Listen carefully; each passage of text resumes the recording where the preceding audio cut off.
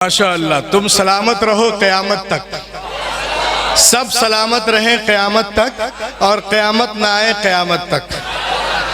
देखिए एक चीज़ मैं आपको दिखा रहा हूँ।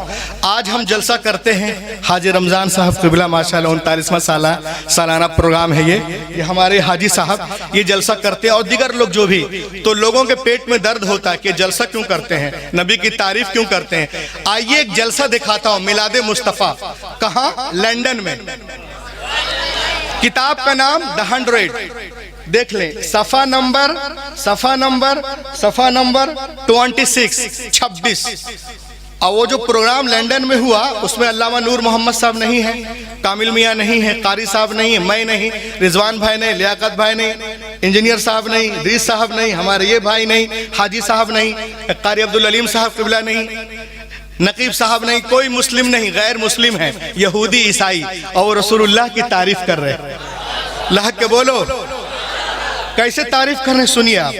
In his book Letters on the English, Voltaire relates that during his stay in England in 1726, 1726 में प्रोग्राम हुआ लंदन में, और उसका मौजू था कि दुनिया में करोड़ों इंसान आए हैं, Who was the greatest man than the world? दुनिया में जो करोड़ों इंसान आए हैं उनमें सबसे अजीम कौन है, नंबर 1 कौन है। उसने कहा कि इस सवाल का जवाब मैं दूंगा।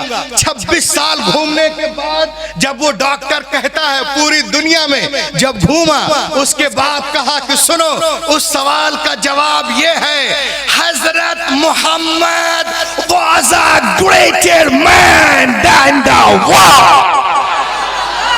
कायनात की सबसे अजीम हस्ती कोई और नहीं, मुहम्मदुर रसूलुल्लाह।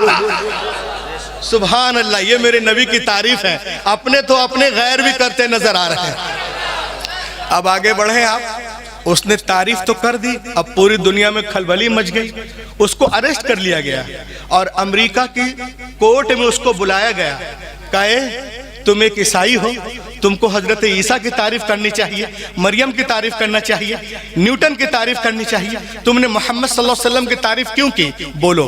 सामने 300 लोग बैठे हैं कोर्ट में, ये अकेले हैं। इसने जज से कहा, जज साहब गिव मी ओनली 10 मिनट्स। जज साहब मुझे 10 मिनट दीजिए, मैं 10 मिनट में साबित कर दूंगा कि मैंने मोहम्मद सल्लल्लाहु अलैहि वसल्लम की तारीफ की तो क्यों की। जज ने कहा, हाँ जी तुम्हें 10 मिनट देते हैं, तुम बताओ।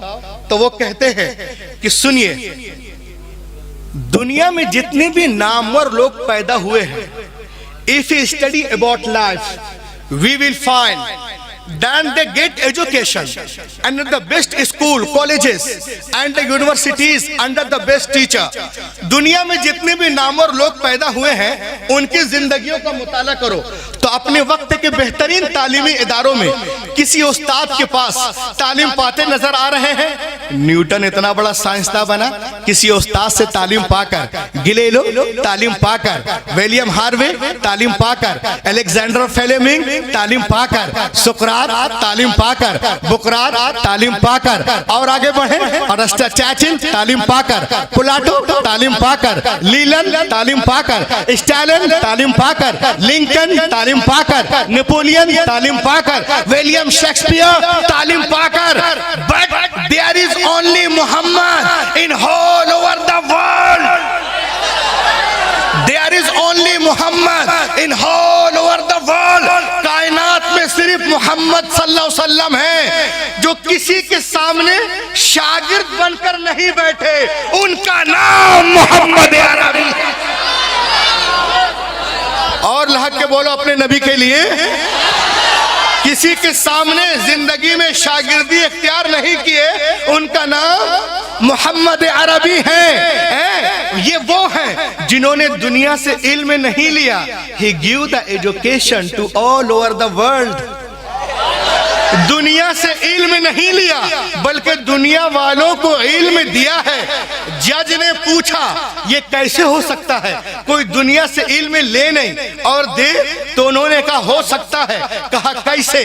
कहा ऐसे, जो अल्लाह से सीख के आता उसे दुनिया नहीं सिखाती है, वो दुनिया को सिखाता है। फिर वो कितना सीखता है, किस कदर सीखता है, क्या क्या सीखता है, कब कब सीखता है। आला हजरत से पूछो, बरेली से आवाज आती है, और कोई गैब क्या, और कोई गैब क्या तुमसे नेहा हो भला, जब ना खुदा ही छुपा तुम पे करोड़ों, जब ना खुदा ही छुपा तुम पे।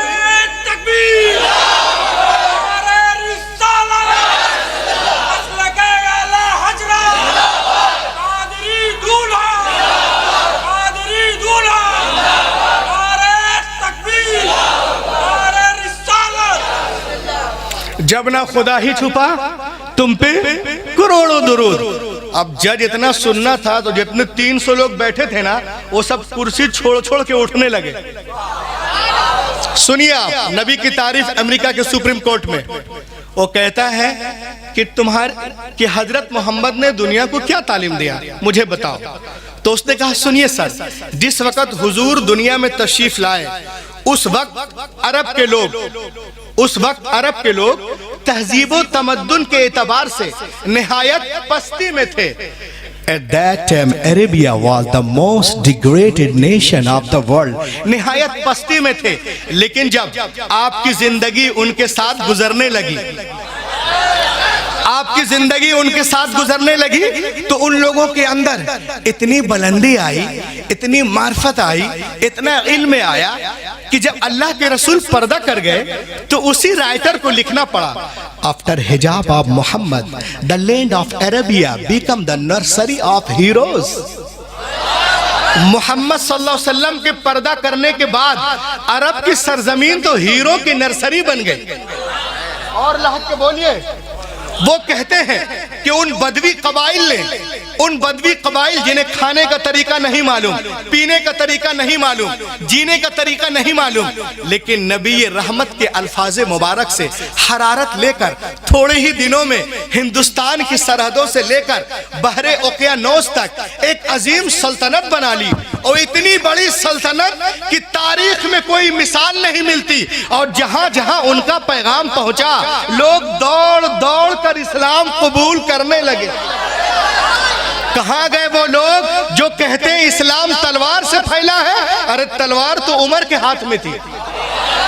तलवार से लैस उमर को किस तलवार ने मुसलमान बनाया? झुकता है जहां काबा वो सरकार का दर है, फिर कैसे कहूं आका मेरा मिसले बशर है। ईमा जो उमर लाए तो तकदीर ने पूछा, जो कत्ल को लाए थे वो तलवार किधर है?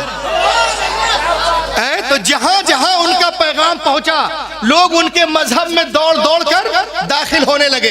और सुनिए, दुनिया में कोई कौम या नस्ल ऐसी नहीं जो अपनी पेशवा की हर हर हरकत की तकलीद करती हो। अगर कोई कौम है तो मुसलमानों की कौम है, और जिनकी हर हर अदा, उठना, बैठना, चलना, फिरना, मिलना, जुलना, लेना, देना, नहाना, धोना, हंसना, मुस्कुराना, मिलना, जुलना, बाल बच्चे, तौर तरीक, जलवत, खलवत, नमाज, रोजा, तिलावत, इबादत, अयादत, हज, उम्रा, अकीका, कुर्बानी, रमल, हलाल, सफर, हजार, सुलह, जंग, आमदो, रफ, हर हर अदा शरीयत बन गई, कोई और नहीं, मुहम्मदुर रसूलुल्लाह। ये मेरे नबी की शान है।